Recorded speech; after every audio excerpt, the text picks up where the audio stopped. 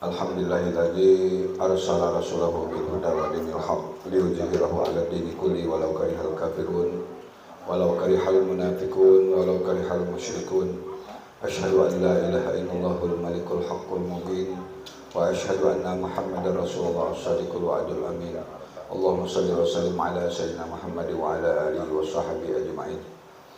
Subhanaka la ilma lana illa ma 'allamtana innaka antal alimul hakim. Sadaqallahul azim. Yang saya hormati sahibul baik yaitu Bapak Haji Yahya beserta keluarga yang berbahagia pada malam hari ini yang dirahmati dan dimuliakan oleh Allah.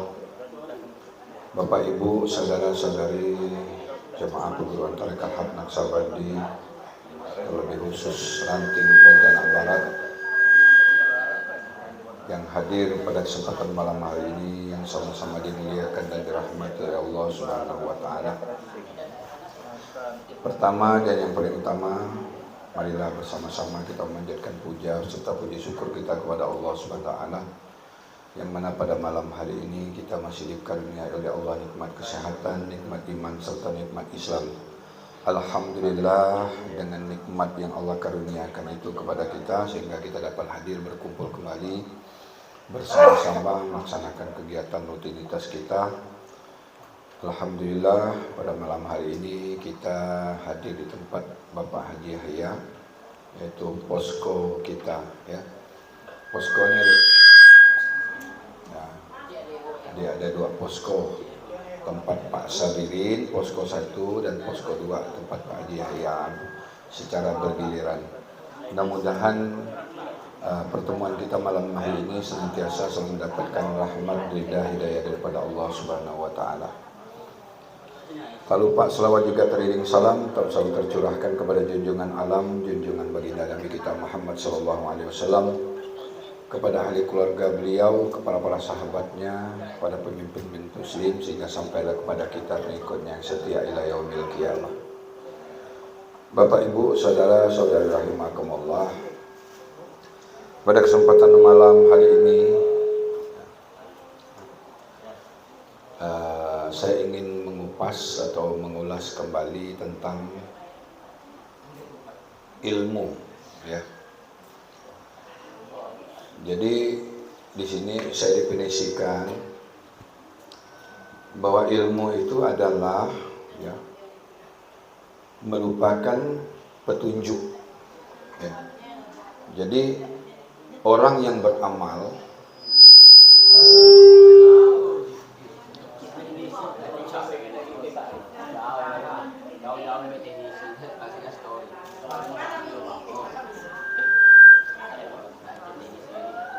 kecilkan volume.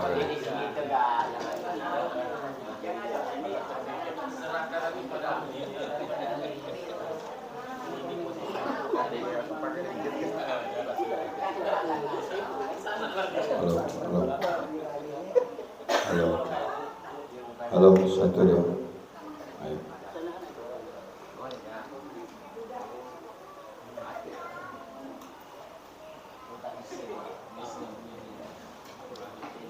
Jadi ini kita definisikan ilmu ini ya. Ilmu itu adalah merupakan suatu petunjuk atau cara jalan untuk bisa berhubungan kepada Allah melalui seorang guru pembawa wasilah. Ya. Ini definisi ilmu versi perguruan tarekat Haq Naqsabandi ya.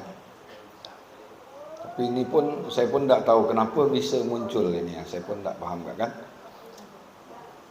Jadi begini Bapak Ibu, dalil hadis di dalam sebuah hadis Nabi mengatakan, man aradad dunya fa'alaihi bil ilmi wa man aradal akhirah fa'alaihi bil ilmi wa man aradahuma fa'alaihi bil ilmi. Barang siapa pengen kejayaan dunia, apa perintahnya? Wajib menuntut ilmu. Wa man aradad dunya, kau pengen jaya di dunia, tuntut ilmu. Ada lagi yang kedua, wa man aradal akhirah, kalau kau pengen juga selamat di akhirat kelak, nah, kan? Kelak itu maknanya memang bukan alam dunia, akhirat tuh alam yang keluar dari alam dunia, ya, bukan nunggu mati. Waman aradal akhirah fa'alaihi bil harus juga dengan ilmu. Terus yang ketiga, Nabi menjelaskan waman aradahuma. Huma itu arti kalau kau pengen kedua-duanya, dunia dan akhirat, apa tuh saran Nabi? Wajib menuntut ilmu. Berarti penting ilmu ini, ya. Saking pentingnya ilmu ini pengaruhnya besar terhadap amalan-amalan kita dalam beribadah kepada Allah. Diterima atau ditolaknya amalan kita itu tergantung daripada ilmu yang kita miliki. Tapi selama ini Bapak Ibu, saudara-saudara rahimakumullah, kita ini tidak mampu membedakan mana yang dikatakan ilmu dan mana yang dikatakan pengetahuan. Kadang-kadang orang menyamakan. Maka ilmu itu nanti dibagi lagi menjadi 3. Ada ilmu kalam, ya, ada ilmu gaib, ada ilmu jadi yang kita pakai sekarang ini ilmu musyahadah. Ilmu kalam itu ilmu yang berkaitan dengan hukum-hukum syariat itu, atau ilmu yang terikat dengan bacaan, terikat dengan tulisan. Kalau dia mengajar atau apa, yang dipatokkan dia buku, kitab, itu namanya orang ahli itulah ilmu kalam. Dia selalu terikat dengan bacaan, terikat dengan tulisan. Itu ilmu itu masih di alam baharu. Dia belum bisa menembus alam Tuhan. Karena apa? Karena baharu ini akan binasa, rusak dan binasa. Bacaan, kan? Kalau memang bacaan itu bisa menembus alam Tuhan, bagaimana solusinya untuk orang yang bisu? Tak bisa ngomong nih, tak bisa ngomong ini bukan kemauan dia, karena itu karunia daripada Allah. Ya, kan tidak semua orang bisa membaca dan menulis. Tapi karena Allah Maha Adil, Maha Kuasa, jadi ilmu itu tidak bergantung dengan tulisan dan tidak bergantung dengan bacaan. Itulah ilmu yang kata orang itu sempurna. Dan yang kedua, ada yang dikatakan ilmu gaib. Ilmu yang membahas tentang alam-alam gaib. Ini belum tuntas juga. Dia masih belum sampai kepada ilmu yang gaib itu menjadinya nyata. Itulah ilmu yang kita pakai sekarang ini. Disebut dengan ilmu syahadah. Yang dulu awalnya gaib, sekarang yang gaib itu sudah nyata. Jadi bisa kau saksikan, maka disebut orang yang menyaksikan itu musyahadah. Ilmunya ilmu syahadah. Itu ya, harus kita pahami. Kalau pengetahuan itu sebatas luarnya saja, habis sebatas di zahiriahnya saja. Ilmu ini tidak bisa menyampaikan kita kepada Allah. Karena ketika dia tidur, ilmunya, pengetahuannya habis. Sehebat apapun kita, pengetahuan kita di alam dunia, tamatlah kau dari perguruan tinggi di Yaman, di Al-Azhar, di mana saja ya, dari pondok pesantren paling hebat pun, selama kau masih terikat dengan sebutan bacaan, ketika kau tidur habis semua pengetahuan. Tapi kok ilmu Tuhan tidak bisa.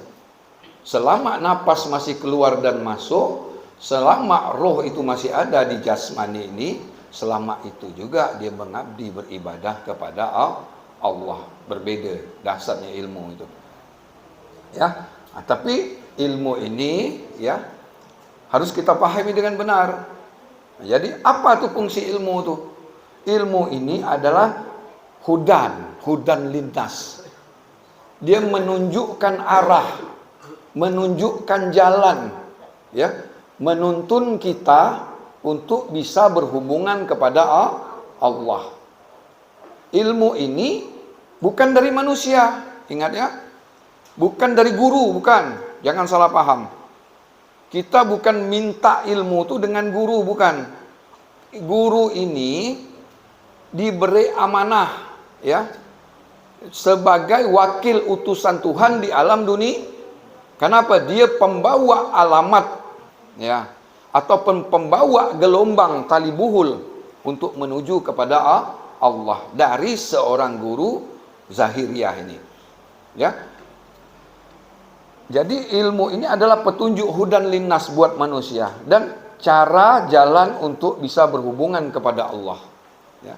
Jadi dengan ilmu itu berasal daripada Allah. Ilmu itulah yang disebut dengan cahaya langit, cahaya bumi. Karena dia merupakan cahaya, ya, berarti dia kadim sifatnya. Kalau dia kadim, dia tidak rusak dan binasa. Tak ada satupun kekuatan yang baharu ini bisa mengalahkan kekuatan ilmu Allah itu. Sehebat apapun kau, walaupun kau pandai terbang, walaupun kau bisa nyantet orang dengan jarak yang jauh, ya, dengan kehebatan yang sangat luar biasa, dahsyat, manusia sudah takjub memandangnya. Tapi dengan sentuhan ilmu sedikit saja habis semua kekuatan itu. Kenapa? Semua itu sumbernya berasal daripada Allah. Maka tidak ada satu pun kekuatan di alam dunia ini yang bisa menandingi kekuatan ilmu Allah. Jadi untuk apa tujuan kita menuntut ilmu nih? Kenapa kita harus menuntut ilmu? Supaya itu tadi itu, di saat kita melaksanakan perintah-perintah Allah, ya, amalan yang kita lakukan ini dikenal Allah. Kenapa dikenal Allah? Karena ilmu itu berasal daripada Allah. Jadi cahaya yang di langit itu, cahaya Allah itu turun ke bumi. Turun ke bumi itu, itulah ditanamkan nur iman ke dalam kalbu kita itu. Ya, nur iman itu ditanamkan ke dalam kalbu kita melalui seorang guru pembawa wasilah. Dan cara untuk mendapatkannya bagaimana caranya? Di dalam surat Al-Qiyamah ayat 16. Kau mendapatkan dia tidak seperti kita belajar di perguruan tinggi, di pondok pesantren, tidak. Kau pondok pesantren pakai kitab itu, pakai kitab ini. Nah, ini karangan kiai ini, karang kiai itu, ya. Kau harus hafal ini, harus hafal itu, tidak ada. Kok ilmu itu sangat mudah, sangat gampang. Ya, mendapatkannya gampang. Tapi tidak segampang yang kita bayangkan. Justru lebih sulit daripada kita menghafal. Menghafal kan sulit tuh, 30 juz. Sulit ngapal Quran 30 juz. Ilmu nih sebentar saja. Cukup dengan 10 menit, 15 menit sudah ditanamkan nur ke dalam kalbu kita. Kita sudah mendapatkan ilmu Allah. Tapi kelanjutannya itu sangat berat. Kenapa itu sangat berat? Kenapa saya katakan itu sangat berat? Karena sedikit orang yang berilmu itu. Orang penghafal ini banyak kan? Coba sekarang ini, sekarang kan lagi mabuk hafal Quran nih. Semua anak di sekolah akan masuk ke pondok pesantren. Supaya apa? Orang tuanya aman. Ya kan? Keadaan situasi di luar ini dah kacau. Lingkungan ini dah sangat sangat itulah berbahaya gitu kan. Karena lihat situasi keadaan sekarang ini kan pengaruhnya sangat besar. Dia menyelamatkan anak dimasukkannya pondok pesantren. Apakah sesederhana itu pemahaman kita? Cukup dengan memasukkan anak kita di pondok pesantren, hafal Quran, lalu anak kita itu mati selamat. Nah, boleh, tidak salah Bapak Ibu ya. Itu artinya jangan habis sampai ke situ. Cari lagi seorang guru pembawa wasilah. Karena inilah yang bisa menuntun kita membawa kita menuju kepada berhubungan kepada Allah. Ya. Jadi dahsyatnya, luar biasanya ilmu Allah itu. Sampai-sampai Allah mengatakan man salaka tarikan yaltamisu bihi ilman sahalallahu lahu tarikan ilal jannah. Barang siapa mencari sekuat tenaga, ya, dengan segala macam upaya, usaha, kemampuan yang dia miliki untuk mencari ilmu Allah ini, maka apa janji Allah? Akan membukakan pintu, membukakan jalan menuju ke surga. Apa surga itu? Jangan dihayalkan surga itu ada macam suatu tempat, di sana ada air yang mengalir, ya, ada air susu.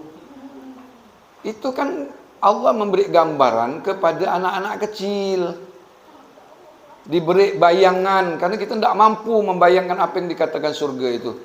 Surga itu akan kita rasakan, akan kita nikmati, ya, kalau kita bisa tahu, kalau kita memahami ilmu itu. Kenapa? Alam surga itu bukan di alam dunia. Dunia ini artinya dirasakan surga itu di alam dunia. Surga yang sesungguhnya itu letaknya di alam akhir. Kenapa saya katakan alam akhirat? Akhirat itu alam kenikmatan. Tak ada perjuangan lagi di akhirat itu. Kok dunia kita sakit. Nah, sering saya katakan, mau makan harus kerja. Udah kerja beli beras, punya beras, bisa gak makan langsung? Beras tuh tak bisa, harus dimasak. Setelah dimasak pun mau betul takaran airnya. Kalau berlebihan jadi bubur, tak ada agak nyaman, kan? Tiap hari malah makan bubur terus. Nah, setelah beli beras, tak cukup gak hanya beras ini, pengen nak beli ikan. Bosan gak malah makan ikan terus, pengen nak makan sotong, beli sotong. Nak beli sotong ini kerja harus kuat. Sotong sekarang dah 80.000, gaji 60.000. Coba bayangkan, berat tak perjuangan kita di alam dunia ini? Pengen nak makan nyaman ini, harus bekerja keras mati-matian. Memang di dunia ini tempatnya perjuangan. Alam akhirat itu sering dikatakan ulama, ustaz apa?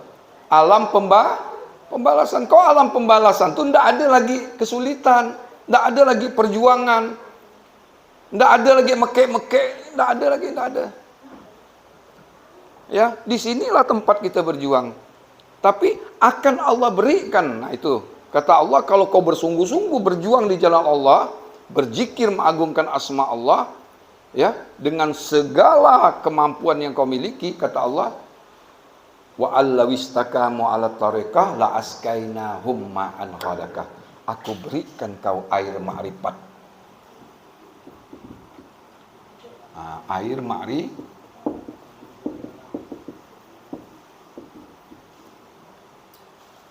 dan rezeki yang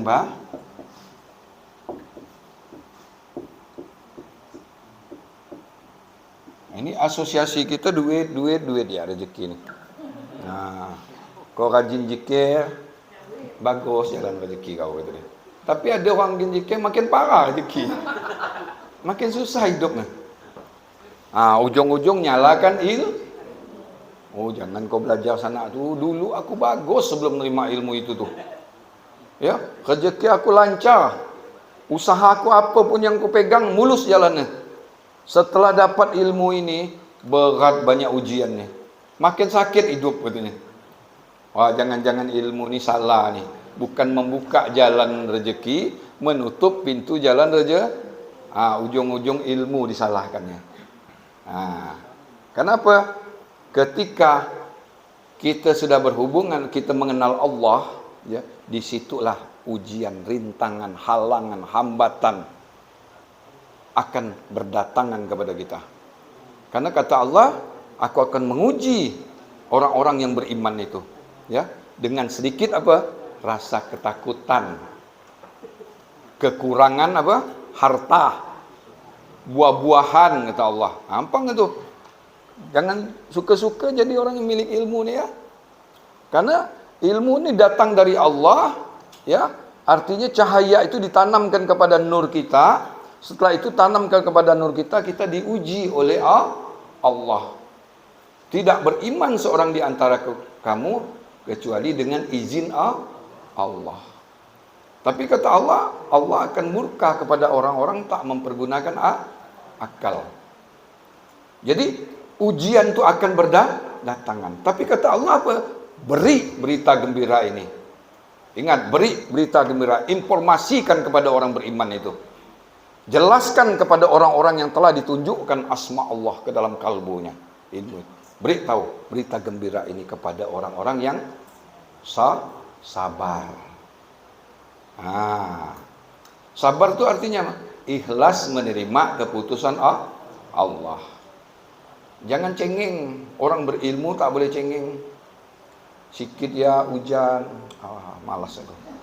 Sama ya pada rumah pun gini kak. Kan? Tu apa pergi hak zikir? Yang penting udah dapat ilmu, kata dia. Yang penting udah mati selamat.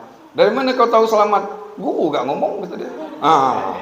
Kalau Pak Guru ngomong gitu, kau dapat ilmu ini, setitik ya cahaya di dalam kalbu kau sudah dijamin keselamatan. Tapi cahaya itu bisa hilang tak?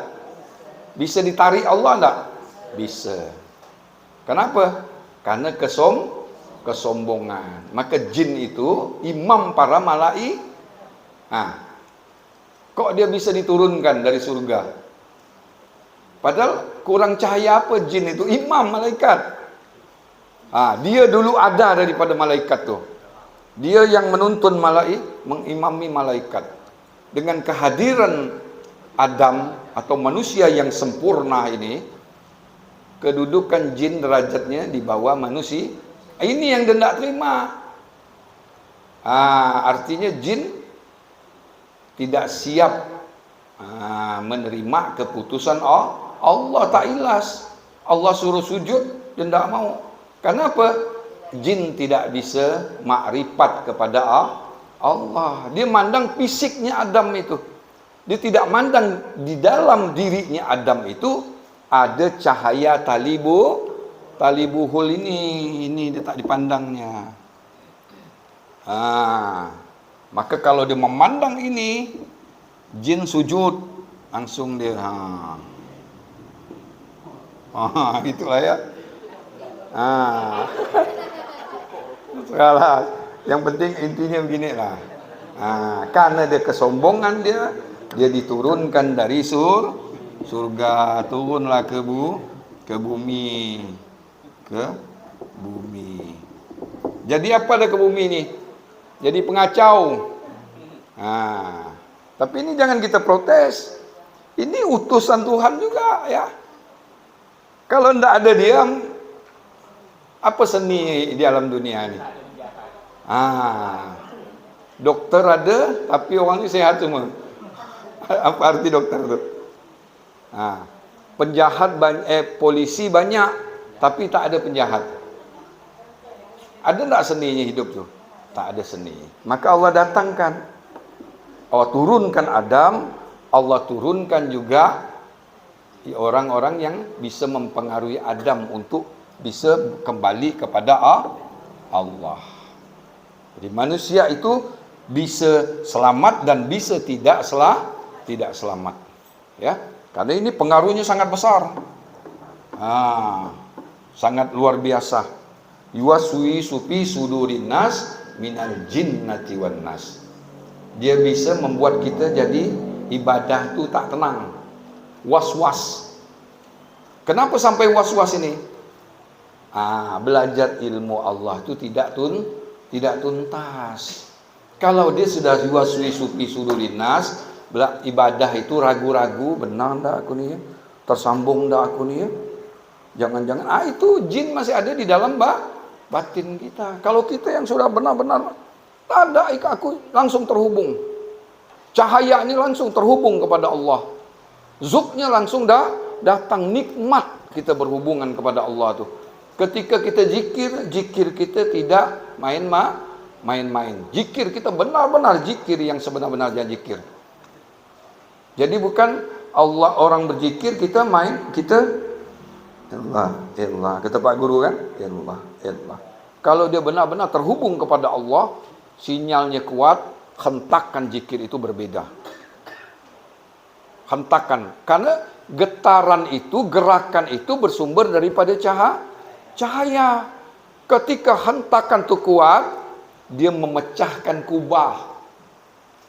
Karena yang memecahkan itu hijab itu, yang memecahkan kubah itu cahaya. Karena dengan cahaya dia juga menghancurkan makhluk ini yang bernama setan, iblis ini di alam dunia ini. Itu yang membuat hijab dinding kita. Sehingga kita ibadah menjadi malas mau beribadah itu. Ya, jangankan ke perguruan, di rumah saja kita malas melaksanakan perintah Allah itu. Itu disebabkan kenapa? Dinding hijab itu tidak pecah. Karena malas. Coba orang nak sukses itu kan harus kerja keras kan?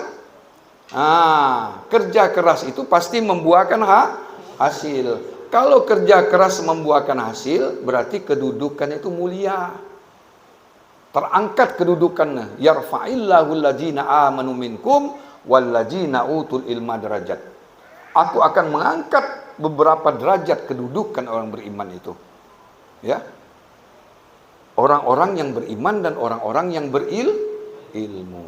Maka orang berilmu ini dahsyat. Aman dia. Di dunia dia selamat, di akhirat dia selamat. Kenapa dunia dia selamat? Karena tali buhul itu kan sifat Tuhan, sifatullah. Sifatullah itu ketika zahir pada tubuh jasmani namanya af'alullah. Sifat Allah ada yang jelek-jelek. Ada tak sifat Tuhan itu pemarah? Sifat Tuhan itu penyiksa? Tak ada kan? Ar-Rahman, Ar-Rahim, Al-Malik, Al-Qudus, semua yang indah-indah. Ketika cahaya itu memancar ke dalam kalbu orang-orang yang beriman, artinya nyata sifat itu melalui diri seorang beriman. Jadi apa dia nih? Jadi akhlakul karimah. Jadi akhlak, maka akhlak Nabi itu kitabullah. Akhlak Nabi itu Al-Quran. Bukan Nabi ini buat-buat akhlaknya. Kalau dia buat-buat, itu namanya apa nama tuh? Munafik. Depan manusia baik-baik, di belakang habis. Ini yang tak betul kan? Artinya itu muncul daripada cahayanya Allah. Begini dia. Ini kan? Di sini ada yang dikatakan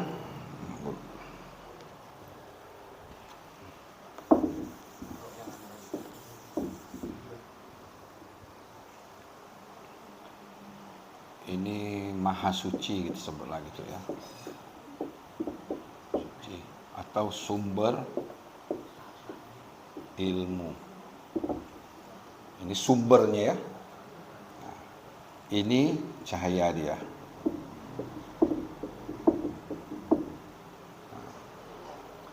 Cahaya dia ni ada dua namanya. Ya. Pertama Allah. Ini nama masih ya. Kalau ini jangan cari namanya. Dia tak bernama nih. Kedua Nur Muhammad.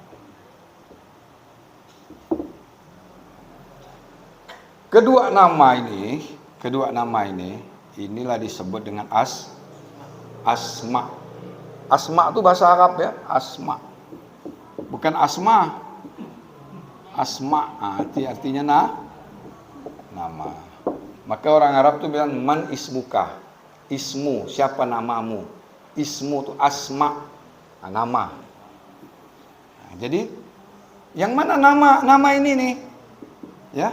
Ketika nama itu jahir, ya ketika cahaya yang ini menjahir, Dia ada dua nama.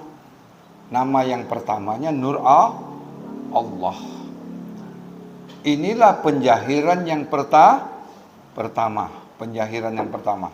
Ini penjahiran yang kedua. Ya. Inilah nyatanya Tuhan. Ini nyata Tuhan ya. Dunia belum ada. Dunia belumnya nyata. Tapi Tuhan sudah nyata. Nyata pada mana? Pada dirinya. Pada diri Tuhan yang mana? Inilah diri itu. Diri Tuhan. Ini disebut dengan zat. Ya. Zatullah. Sifatullah. Ya. Terus kedua ini Asma'ullah. Ketika Allah dan Muhammad ini nama daripada yang kosong ini, dia memberi nama, jadilah Nur Allah dan Muhammad, jadilah nama Allah. Nama yang pertama Nur Allah, nama yang kedua Nur Muhammad. Nah, inilah sumber ilmu. Inilah ilmu. Ini sifatnya qadim. Tidak rusak dan binasa. Maka la yadurru ma'asmihi syai'un fil ardi wala fis sama. Tidak akan mudarat orang yang berserta dengan ini. Ya. Tidak akan pernah mudarat orang yang berserta dengan namaku ini. Baik dia di langit maupun dia berada di bumi. Kalau dia berserta dengan ini. Siapa yang berserta dengan ini nih? Orang-orang yang sudah ditunjukkan. Ya. Jadi ada yang membawa ini gelombang ini nih. Ini masih alam kadim kan? Sekarang dia nyata dibawa oleh utusan. Nah, ini utusan Rasulullah namanya. Inilah Rasulullah ya. Ya, ini Rasulullah. Kalau ini ada utusan manusia. Adalah enggak tahulah. Pokok manusia lah. Ya. Inilah yang nyata, yang gaib jadinya nyata. Kalau mau ke alamat Tuhan, ya harus melalui Tuhan yang nyata di alam dunia. Kenapa Tuhan yang nyata Luna? Dialah nih pembawa gelombang tali buhul di alam dunia. Dialah yang tahu alamat menuju Tuhan. Dialah yang tahu nomor frekuensi Tuhan. Dialah yang tahu gelombang menuju Tuhan. Kalau ini kita terima dari dia ini, ya, ilmu ini, ya, diterima dari seorang guru, tapi guru ini utusan Allah, betul-betul benar pilihan Allah. Bukan hasil pilihan manusia. Betul-betul dia adalah utusan Allah di alam dunia. Maka kalau kita mau beribadah kepada Allah melalui tadi ini tali buhul yang dibawa oleh seorang guru, maka kita akan bisa langsung berhubungan kepada ini. Ya, tanpa melalui perantara. Kenapa? Untuk ke Tuhan, karena Tuhan ini bukan kadim lagi, sifatnya al-kadim. Ya. Sudah berbeda ya. Kalau di sini cahayanya kadim. Kalau Tuhan ini al-kadim. Untuk berhubungan ke yang al-kadim ini harus melalui cahaya ini. Cahaya ini ada yang membawanya. Seorang guru mursyid. Ini. Ya. Artinya begini, kalau kita mau mau nelpon orang itu, yang pertama-tama apa yang kita tanyakan? Apakah kita langsung ngomong dengan orang ini? Yang pertama kita tanyakan nomornya, nomor frekuensinya itu, nomor gelombang dia. Apa itu? 08 sekian. Sudah dapat nomornya, baru bisa langsung berbicara dengan. Jadi untuk ke Tuhan, ya. Karena Tuhan ini di aras yang paling ujung, ibaratnya itu kan, di lauhil mahfud, yang tertinggi, artinya tidak bisa kau jangkau Tuhan ini dengan suara, dengan baharu, tidak bisa. Dengan hafalan Quran, dengan baca-baca komat-komat itu, tapi mau sampai ke Tuhan tidak bisa. Karena alam Tuhan itu bukan alam baru, bukan kadim lagi, al-kadim, tak bisa. Harus dengan ilmu. Nah, kalau dunia punya harus dengan teknologi. Coba kalau kita mau ngubungi orang, jaraknya janganlah 30 kilo, 3 kilo saja. Orang tu dah tak nampak muka. Bisa tak dengan suara? Bisa. Mekek-mekek lah. Udah 3 kilo ni jaraknya. Ini bisa putus surat suara, tapi orang tak akan dengarkan suara kita. Ini kan gambaran. 3 kilo. Ya. 30 kilo, 90 kilo, 1000 kilo. Apa lagi di atas 1000 tu? Triliunan kilo. Tapi dengan tahu nomor gelombangnya, sama tak 3 kilo, 30 kilo, 1000 kilo, langsung tidak ada antara lagi. 3 kilo pun kalau kau gunakan ini, kau bisa ngomong. Tapi 3000 kilo pun dengan tahu nomor frekuensinya, kau akan tak bisa ngomong secara langsung. Berarti apa nih? Ilmu ini tidak terikat dengan tempat, ruang, dan waktu. Dahsyatnya ilmu ini. Tapi temukan dulu dia ini. Ya, kalau kau tak ketemu Tuhan di alam dunia, jangan harap kau mati ketemu Tuhan di alam akhir. Inilah maksudnya. Yang bisa kau saksikan yang mana ini? Kau bersyahadat, asyhadu alla ilaha illallah. Aku bersaksi tak ada Tuhan selain daripada Allah. Yang mana kau saksikan? Bisa nyaksi ini. Bisa nih kau saksikan nih. Kalau kau mengatakan saksi, berarti dia terkena undang-undang dunia. Kau saksi itu ada yang disaksikan.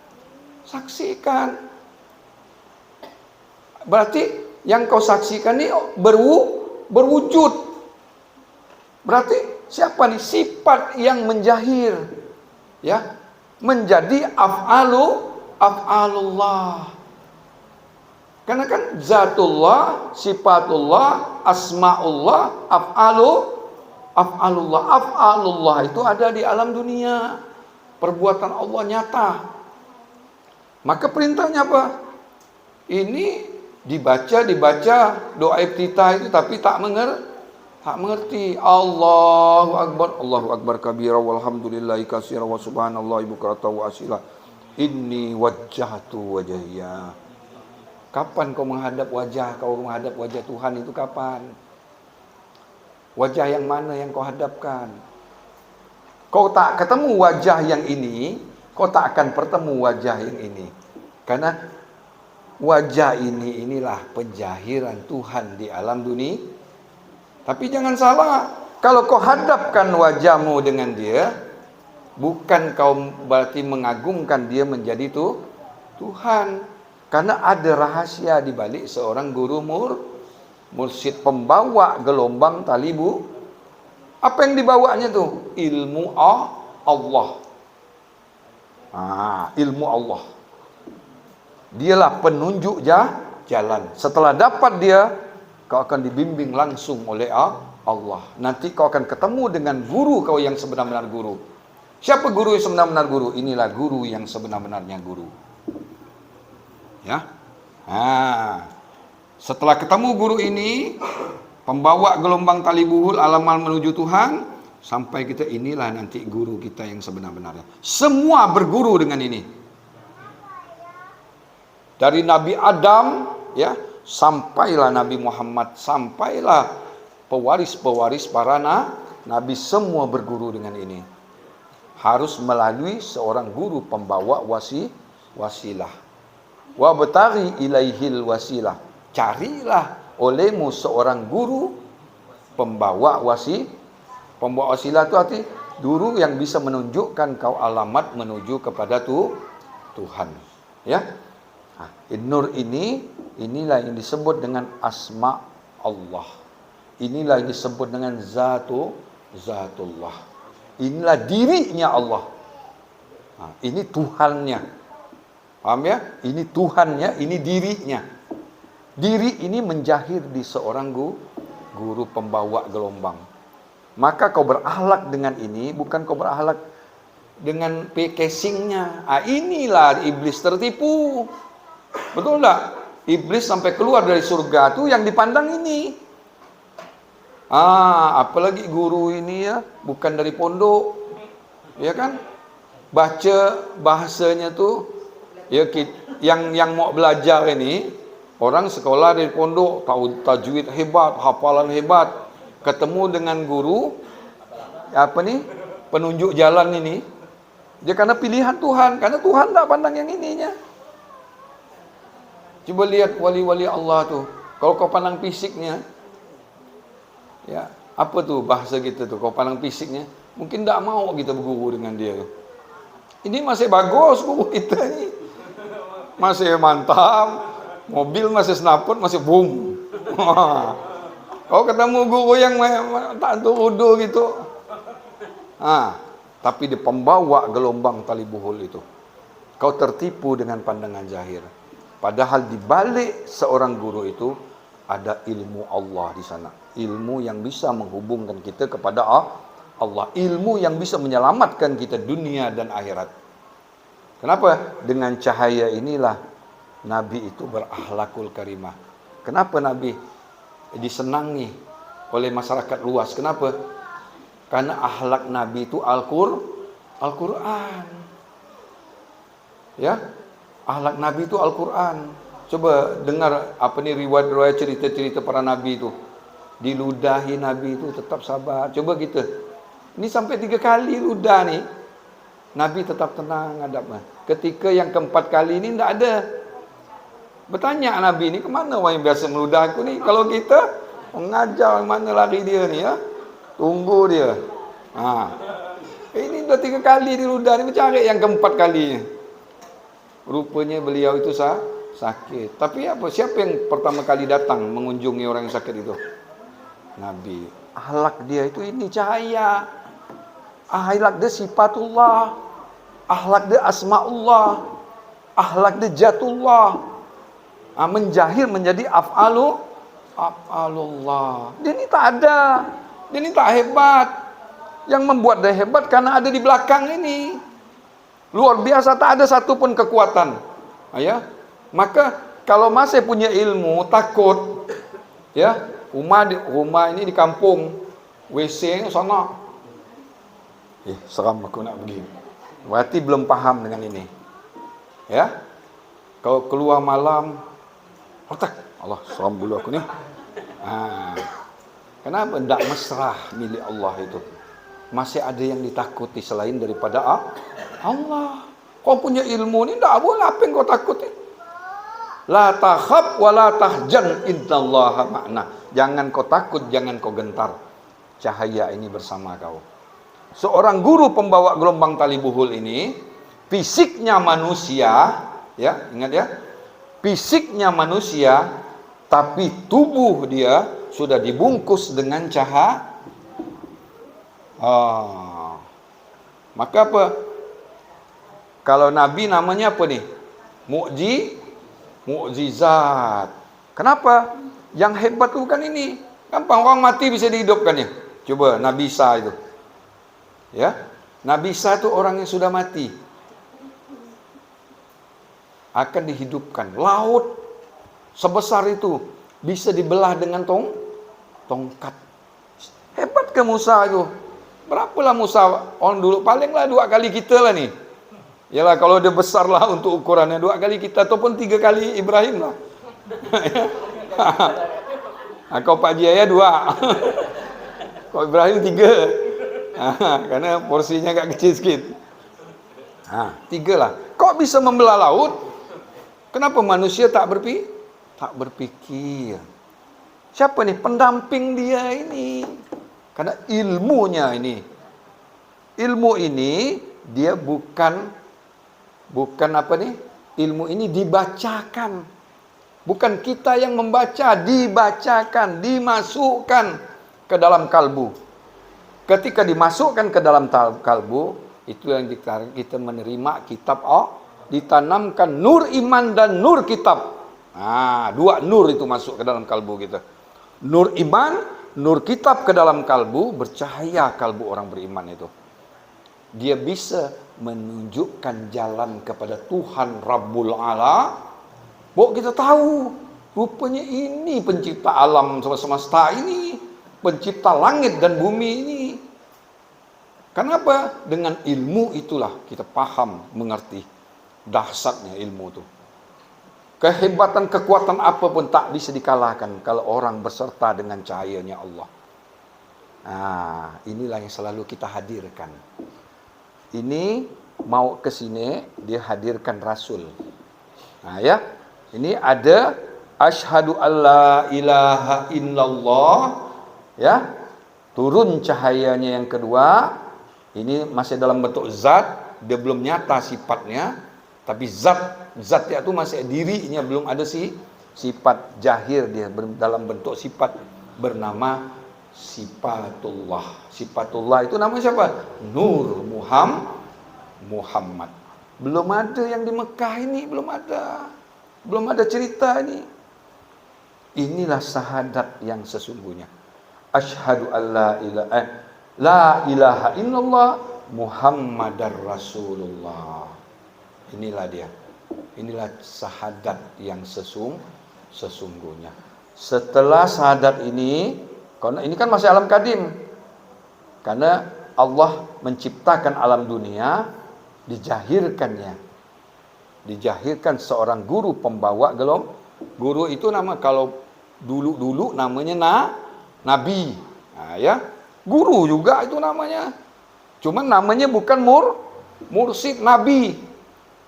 Terus pewaris nabi ini namanya waliullah. Berarti dia wakil Allah. Dialah pembawa gelombang tali buhul. Jadi syahadat ini, ya, dulu dia la ilaha illallah Muhammadar Rasulullah, ketika dia jahir menjadilah asyhadu Allah. Kau bisa saksikan. Betul tak? Dulu yang dipandang Adam di langit itu apa? La ilaha illallah Muhammadar Rasulullah. Belum ada asyhadu. Sekarang sudah ada asyhadu. Berarti sudah nyata sifat ini. Kau saksikanlah ini. Belajarlah dengan dia. Carilah dia. Walaupun di ujung bumi. Walaupun bahasa guru apa, dengan merangkak kau pun, kau tak ketemu ini, jangan harap kau bisa selamat kepada Allah. Jangan harap kau bisa kembali. Innalillahi wa inna ilaihi rajiun. Nanti kalau kau tak kenal dengan yang pembawa gelombang ini, tak kau hadapkan wajahmu ke wajahnya, kau mati, masuk ke dimensi yang lebih rendah. Sini lah dimensi apa? Binatang. Ya. Jadi batu, jadi binatang, jadi tumbuh pohon-pohon. Itu dimensi yang rendah. Kau tak tahu memuliakan dirimu. Padahal kau sudah diberi kedudukan yang mulia. Kau jadi manusia. Karena kau tak sukses jadi manusia, kau didudukkan di tempat yang paling serendah-rendahnya. Lebih hina daripada binatang. Itu karena tak ketemu seorang guru pembawa. Inilah asyhadu, ini asyhadu, ya.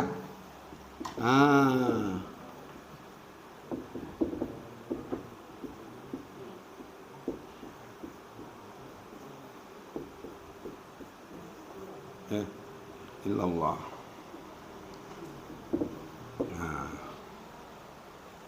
Mana yang kau saksikan nih? Kau ini masih la ilaha illallah. La ilaha illallah Muhammadar Rasulullah. Setelah cahaya ini, asma Allah menjahir, inilah yang bisa kau saksikan. Baru kita bukan angan-angan, bukan menghayal syahadat tu. Tapi ini bukan sembarangan. Tidak semua orang bisa jadi ini. Ingat ya? Tidak semua guru-guru pesantren bisa jadi ini. Tidak bisa. Ini pilihan Tuhan. Ini kemauan Tuhan, bukan kemauan manusia. Kau pandang wujudnya, fisiknya manusia, tapi isinya cahaya langit, cahaya bumi. Kau inilah yang bisa kau saksikan. Ya, inilah disebut dengan syahadat yang nyata. Kenapa syahadat nyata? Dulu dia gaib. Gaib enggak nih? Sebelum ada ini, gaib enggak nih? Sekarang dia sudah nyata. Inilah ilmu syahadah. Orang yang menyaksikan asyhadu. Asyhadu ini bahasa Arabnya ini aku atau saya ya. Atau saya. Ini nih. Saya saksikan dengan mata kepala. Ada yang nyata di alam dunia ini. Seorang pembawa gelombang tali puhul. Dia menjahirkan sifat-sifat Allah di alam dunia. Gerak dia gerak Tuhan. Ya, melihat dia melihat Tuhan. Pendengaran dia pendengaran Tuhan. Berkata dia berkata tuh. Maka dia sudah termasuk apa nih? Ija arada syai'an ayyakula lahu kun fayakun. Ini dahsyat luar biasa. Bukan kita mau anggung-anggung guru seperti guru itu, bukan. Kau hadapkan wajahmu ke Ka'bah, apa kau nyembah Ka'bah? Bukan kan? Hadapkan wajahmu ke guru, bukan kita nyembah guru, bukan. Inilah tersalahnya iblis. Dia tertipu dengan pandangan fisik. Kita jangan seperti itu. Kalau kau seperti itu, berarti sama juga kau dengan iblis. Kau akan dikeluarkan dari surga. Tak bisa kau masuk ke dalam. Ya, itu dasar ilmu ya. Kira-kira paham tak di sini nih? Yang mana ilmu, yang mana pengetahuan, yang mana syahadat, yang mana apa nih? Syahadat semula jadi kata orang. Syahadat asal syahadat itu. Ini. Bukan Nabi Muhammad. Nabi Muhammad itu penyaksian fisiknya. Ada seorang rasul Nabi bernama Nabi Muhammad. Sekarang dia sudah tidak ada, diganti oleh seorang waliullah. Selesai ini ya. Sekarang kita lanjutkan. Apa manfaat ilmu itu? Ini panjang mas ini ya. Ini udahlah singkat-singkat ya. Manfaat ilmu ini apa? Dengan kita mengenal ini, dengan kita bersama ini, ya. Ketika kita mau melakukan amaliyah, kita hadirkan dia ini, hadirkan tali buhul ini. Apa tadi itu? Pembuka hakikatnya itu. Tegak berdiri. Nama Allah. Pukul setan gitu kan. Sanubar. Ini yang memukulnya. Jadi tidak bersarang setan di latifatul kalbi kita itu, terpukul dia dengan napas itu ya. Itu zikir itu memang zikir jahar namanya, tapi dengan keluar masuk jalan napas itu, napas ini kan cahaya sebenarnya. Cuman kita rasakan angin, kan angin itu berasal dari mana? Angin, air, api, tanah. Berasal daripada nur. Berarti tubuh kita sebenarnya kalau kita kenal murni nur. Ya. Amalan yang dilakukan oleh orang bersama dengan ini akan bernilai ibadah di sisi Allah. Bahagia kita.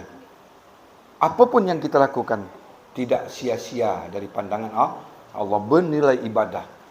Duduk, baring, berjalan, makan, tidur, semua kita bernilai ibadah.